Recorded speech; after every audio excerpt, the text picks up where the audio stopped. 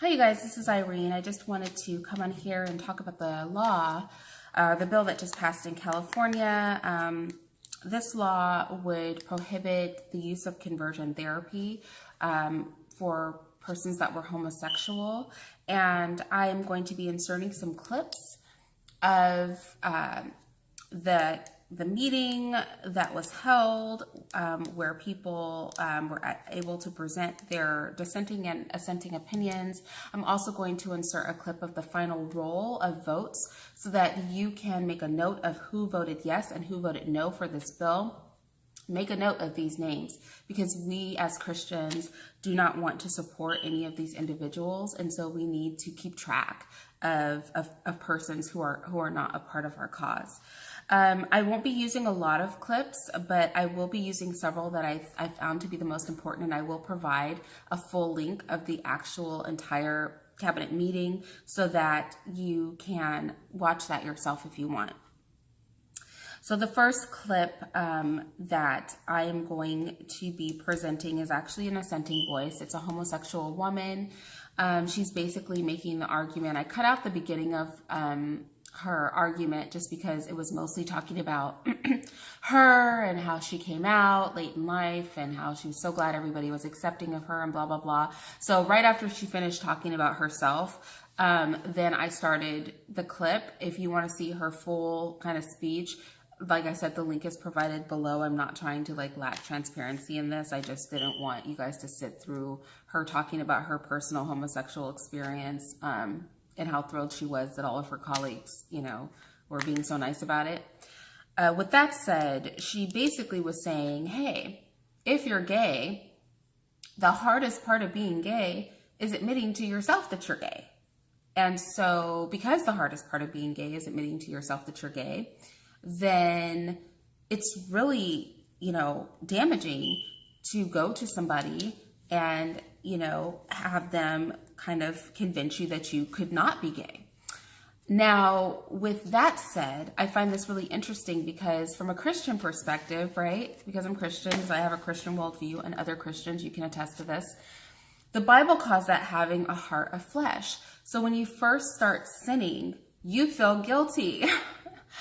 And that's God's way of protecting us. He's like, hey, do you feel that? That is an indication you shouldn't be doing what you're doing.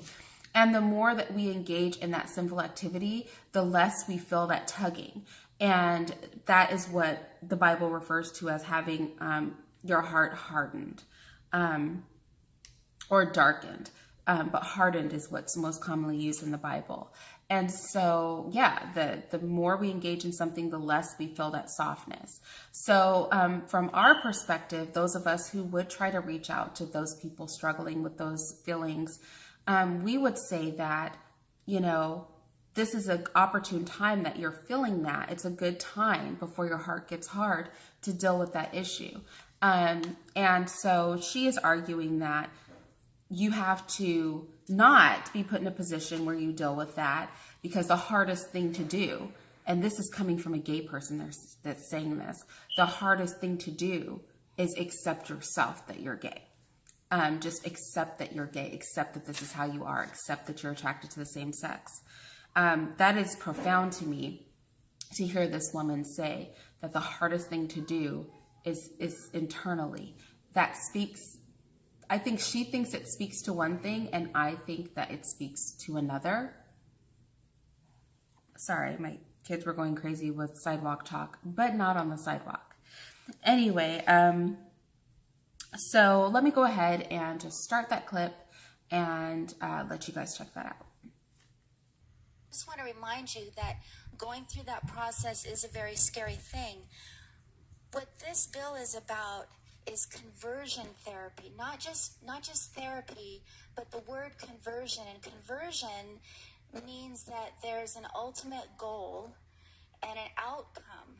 And the goal and the outcome of this kind of therapy is that the person who believes that they are gay or who is questioning that will ultimately then make the decision for themselves that, okay, I can be not gay. I can change who I think I am or who I'm questioning that I am.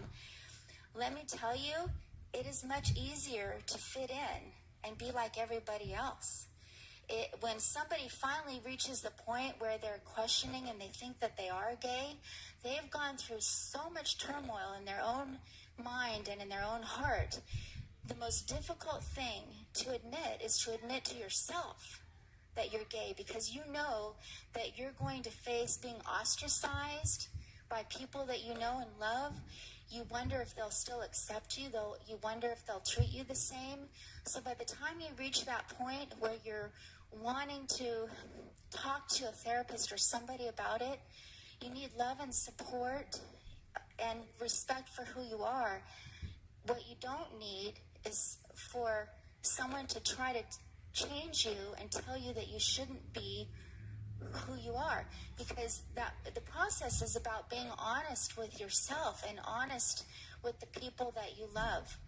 So again, I don't expect people to fully understand, but the word conversion, it defines an outcome. It means that you go through the therapy so that you can become ungay. And by the time you've realized that you're gay, you've struggled so much already. And that's the difference. That's what this bill is about. It's the point of conversion. Thank you for listening. Thank you, Sandra. Okay, and so our next clip is going to be from a dissenting opinion. And I believe that he's Christian, but I really feel like he took a different route, which was the logic route. And it's so interesting because there is a scripture that literally speaks to this.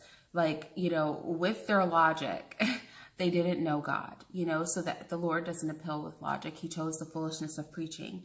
So whilst I really appreciate when Christians have logical arguments, and I'm not saying that we can't use them, because the consensus is that we're all really stupid. We're really not, a lot of us. But some are, and that's okay, right? There's no sort of intellectual hierarchy that anybody can fall into, because there's always somebody that's going to be smarter, either on your side or the opposing side. But with that said, he's trying what many of us Christians do, is just to appeal to the logic of people. Logically, adults should have the ability to go and seek counseling if they want to. Logically, it's not the state's place to And then I think a little later in that, and you'll see the clip yourself, he starts to speak about, does this also include intellectual material such as books? Is giving somebody a Bible going to be a problem? Distributing materials. And so I'm going to go ahead and let you just check out what he had to say. Thank you, Madam President and members. I rise in opposition to this bill, and I think it goes way beyond a business practice. I think it's an outright violation of the First Amendment, the freedom of association, the freedom of speech. And if you are an individual and you're questioning your sexuality, you ought to have the ability to speak to whoever you want to speak to. You ought to be able to pay for that service if you feel that that is necessary. So I'm very concerned from a constitutional standpoint that First Amendment rights are being violated as a result of this legislation, and that we aren't really taking a serious look at that aspect. I'd be willing to bet that this ends up in the courts, and there will be a court challenge to this legislation because of that violation. Why shouldn't I have the ability to speak to who I want to speak, to seek the counsel from whoever I want to seek the counsel, to pay for that counseling, to determine what I want to do with my life as it relates to sexuality? And it could be either way. If you're in a position where you want that you're a gay, and you want counseling, you're having those feelings of being gay, and you're having you want counseling to help you with that transition, that's great. But it ought to go both ways. If you're gay and you're thinking, well, maybe I'm not, shouldn't I be able to seek that counsel with whoever I want to talk to and have that freedom? So on that basis, that is the real challenge that I have with this legislation. That we are a nation of freedom. We are a nation of freedom of speech. We are a nation where we can self-direct. And certainly we can also seek guidance from God through this whole process. But even as a non-believing American, we should have the ability to seek the counsel that we think is fit for our particular needs. And for that reason, I am in opposition. Thank you.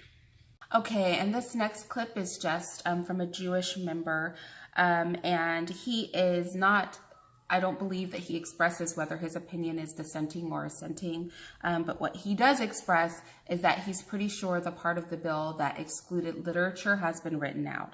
So I think this is significant because this is mostly what a lot of people claim they had a problem with, and I think that is a problem because for two reasons. Number one, it shows how insidious these people are because initially they really did want to include materials in this bill. That's how it was originally written for the law. But, right, they got so much pushback that they just excluded the materials. So now it is just the provision of conversion services. And the argument is that because you can't guarantee that anybody won't be gay. Well, we'll get to that discussion in a little bit. So with that said, he is basically asking for confirmation that this has been pulled. And I will show you very briefly a little later that he is told, in fact, there has been confirmation that that was in the original language, but materials are no longer included. And they feel that that should just shut up the Christians in the group because you still get to hand your Bibles out, people. And you can still even do conversion therapy. You just cannot get paid. So I will be including both of those clips right now. See myself with comments made from folks on this side of the aisle. As vice chair of the Jewish caucus, I want to assure my colleague that we certainly do have Bibles as well. But I do, speaking to that point, this was an area of some concern. I know that there were several editorial pages who raised concerns about the bill in its previous form. And I just want to give an opportunity for us to clarify the questions from our good colleague from the Inland Empire. It's my understanding that the bill used to say that it used to make it unlawful to not only sell services but also sell goods. And that was the key issue that was raised by some of the opponents who were concerned about the possible issue of prohibiting the sale of Bibles. Now the bill has been changed to, that language about goods has been dropped. And so it now simply says services. And I would just wanted to ask a question to the author to confirm that that's correct. That's my understanding. Senator Wiener, will you take a question? Yes, Madam President. Proceed. And that is correct. As I said earlier, this does not prohibit the sale of goods. It's of services. And I'll, to the Senator's previous question, section, it's 1770, section A, subsection 28, and I'll read it.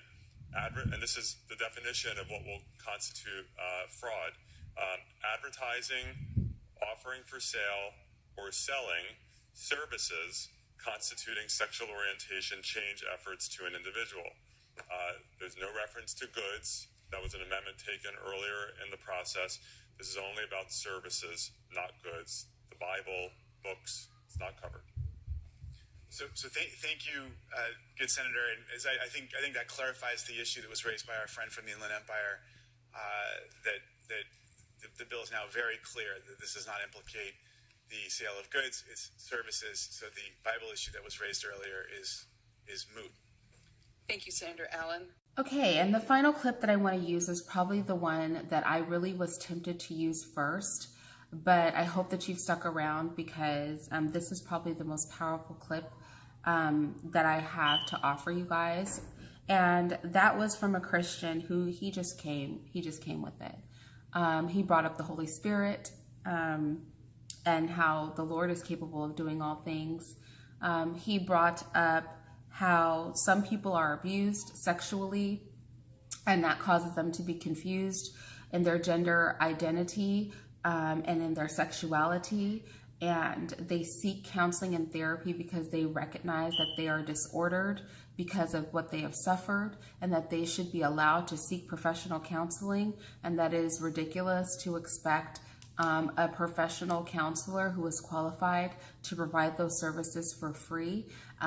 He also speaks about it being a carnal and spiritual war. Just the presentation of this bill speaks to something along the lines of spiritual warfare, and he calls it a battle, actually.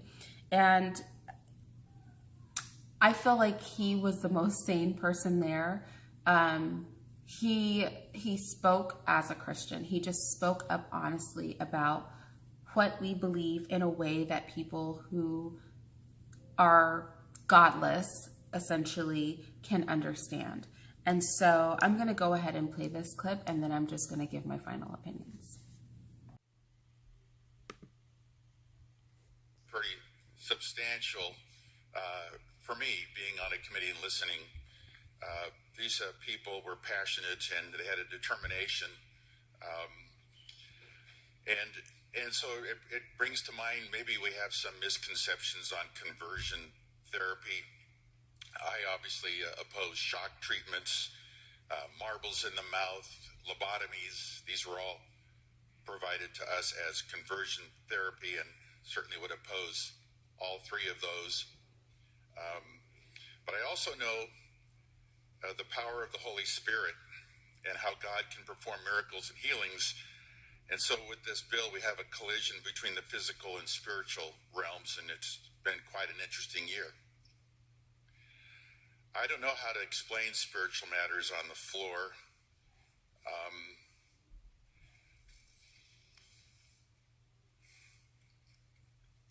But during the Joint Committee on Rules Subcommittee on Sexual Harassment Prevention and Response, I asked several times, was there counseling to assist victims?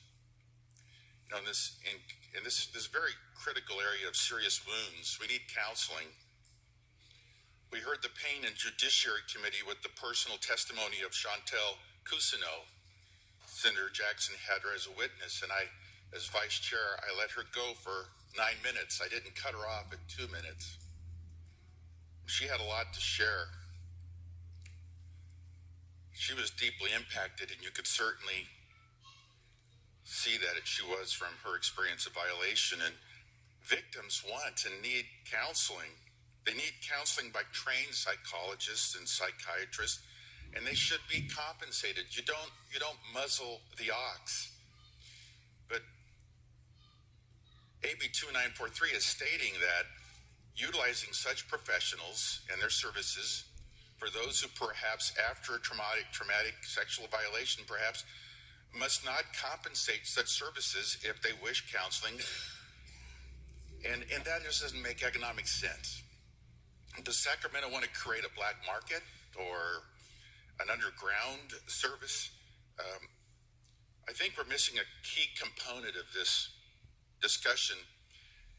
It's these individuals who, after a dramatic spiritual encounter with God, have had a miraculous conversion with their sexual preference and sex lives, and they've come to us and they've said, boy, now we're really getting disenfranchised, and how do we deal with that after being in one group and going to the next? And they risk their private intimacy with us in giving their testimonies in committee. So I think this is why the faith-based community has contacted all of us, and I appreciate even the senator from Carmel who received a lot of Bibles and gave them to the local rescue mission. I think, good thing, but I don't think any professional can guarantee an outcome. I don't think a surgeon can. I don't think a mechanic can. And so I don't know how we're somehow focused on this word, a guaranteed outcome. Legislating bad apples is what we should be doing. And then we let the marketplace weed out the guys that are just wasting our time and are unnecessary. We had a bill 2 years ago requiring that a sign be posted in crisis prevention or pregnancy crisis centers, and that was just recently overturned by the U.S. Supreme Court. I think this particular bill may face the same result, which would require the spending of a lot of taxpayer dollars to fight this out in the courtrooms. So colleagues, I would just encourage you to be careful when getting between an honest patient seeking answers to an honest concern with an honest professional counselor who is willing to listen and to pray with his or her client, because God can change hearts. So why punish the messengers or the therapists? Seeking spiritual and physical purity should be encouraged, and I respectfully request a no vote on AB 2943. Thank you, Senator Moore. Okay, so my final take on this whole situation. We have to really watch this. What goes on in California has the ability to affect those of us in other states. The fact that they pass this law does set a precedent. I agree with the speakers that said this will likely go to the Supreme Court. There are just a lot of issues in play here. I don't know if freedom of speech is necessarily an issue, but I definitely feel that freedom of religion is. And for example, if you can imagine suddenly having schools that taught from a biblical perspective outlawed, and so you couldn't pay to go to a private school that taught from a biblical perspective. This is kind of the same thing. You can't pay for counseling that may use a biblical approach, which would be to encourage you to not engage in homosexual activity. So this really saddened my heart. I'm so glad that I'm out of California. I love California for so many reasons, but honestly, it's a debaucherous place. The dissenters had no chance of this bill not passing, but I like that they showed up and that they still presented their case and they still tried to prevent the inevitable. With that said, I'm interested to hear your thoughts on this bill and your feelings on it. And I'm interested to see, because I'm sure this will go to the Supreme Court, waste more taxpayer money, what the final ruling from the Supreme Court is with regard to conversion therapy. And yeah, I think one more thing I want to point out that I didn't mention is, you know, in that clip, he also talked about there are many types of treatments that don't have a guarantee. And that's just the status quo when you go for treatment. There's no guarantee that you're going to be cured, period. Like, are we going to stop giving chemotherapy because the cancer might reoccur? Are we going to stop performing certain surgeries because there's no guarantee that they will be successful? You know, there's no guarantee that any kind of psychotherapy will be successful. But yet, they're picking on this one issue. And this is pushing an agenda, and that is unfortunate because obviously these people are lost. So just, you know, we need to just have a lot of prayer for the Christians that are like the remnant, because there can't be but a sprinkling of Christians left in California, and for these lost souls who are, you know, so determined to push the homosexual agenda. As Christians, I feel like a lot of people feel that we take a high road and we try to place ourselves above other people. And I think, you know, for those non-Christians that are watching, honestly, we are not better than you. We do things wrong too. But here's the thing. Just because I do one thing wrong doesn't mean I can stand for everything wrong. So I have to look at things that I am doing wrong in myself as a person, but I cannot excuse things that are going on wrong around me. You know, that would be like saying I shouldn't discipline my children because I'm not perfect myself, or I shouldn't, you know, tell my friend like that's probably not a good idea because I haven't done everything perfect that day myself. This is a situation, and I think a lot of non-Christians don't understand that we really want to provoke each other to good works and to be the best people that we can be. And that is not trying to place ourselves above other people. That is just coming from a genuine place of we want all people to do well and encouraging people to do things that are self-destructive or sinful. That's not loving them. That's not looking out for their best interest. That's not how we show that we care about another human being. So I'm very saddened by this bill. I wasn't planning on recording today, but I felt I really had to. I have one more video that I'll be recording today, another one that just kind of I don't know. It you know, so yeah, so you'll probably see me just dressed like this because I'm not, you know, gonna change for y'all. I'm just gonna record both videos, but I hope that you'll take something from both of them, and I hope that you'll be watching out for how this pans out in the Supreme Court. And like I said, we need to take notes. We need to know who our opposition is. And so that means at the end of this video, after I finish talking, I'm going to show the roll and the votes, and you guys really need to pay attention because these are people we cannot support. I'll talk to you guys later. Secretary, please call the roll. Allen. Aye. Anderson. No. Atkins. Aye. Bates. No. Bell. Aye. Berryhill. Bradford. Aye. Canella.